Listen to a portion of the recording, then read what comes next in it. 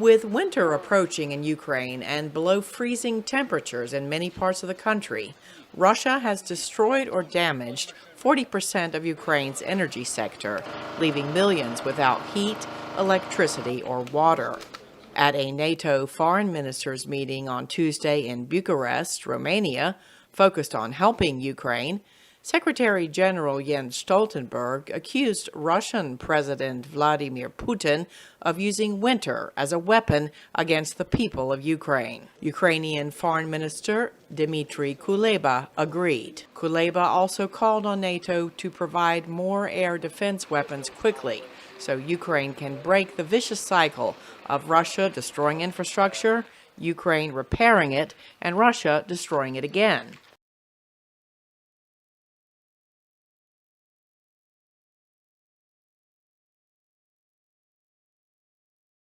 A blast in Pakistan's Quetta has killed at least 5 people, including a child. An alleged suicide bomber targeted a moving vehicle which was carrying security personnel. The blast took place in the Baleli area. About 20 people suffered injuries, have been moved to a civil hospital in Quetta. Meanwhile, the Tehreek-e-Taliban Pakistan, or the TTP, has claimed responsibility for the attack. TTP had unilaterally called off the ceasefire with the Pakistani government just 48 hours ago. The area has been cordoned off.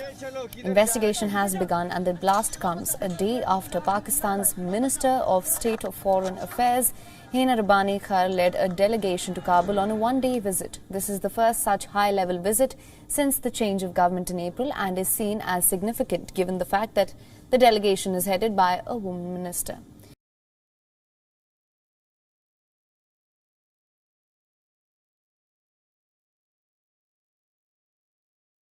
Two brothers have become the latest casualties of near-daily confrontations between Palestinians and Israel's military.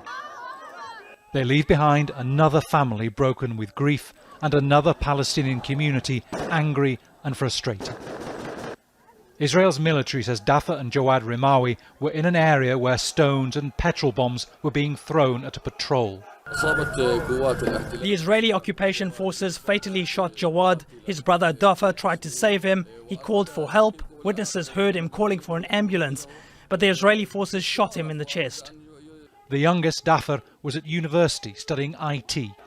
Hundreds of his fellow students turned out to mourn the brothers as their bodies were taken for burial.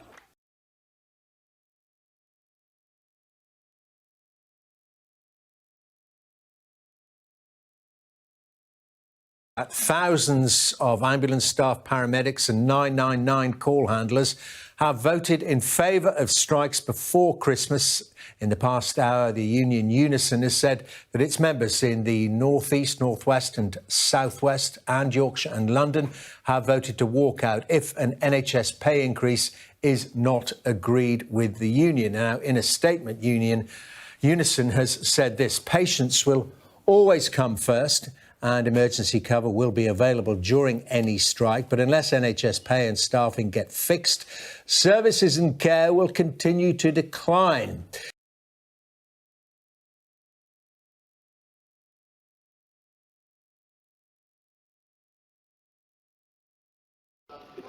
Jailed Polish national Janusz Walus, the man who killed anti-apartheid hero Chris Hani nearly 3 decades ago, has been stabbed just days before his release on parole. South Africa's Department of Correctional Services, DCS, confirmed this in a terse communique Tuesday.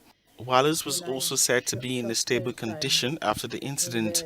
The Polish immigrant nearly sparked a civil war in the country after he killed Hani back in 1993, and after serving nearly 30 years in jail.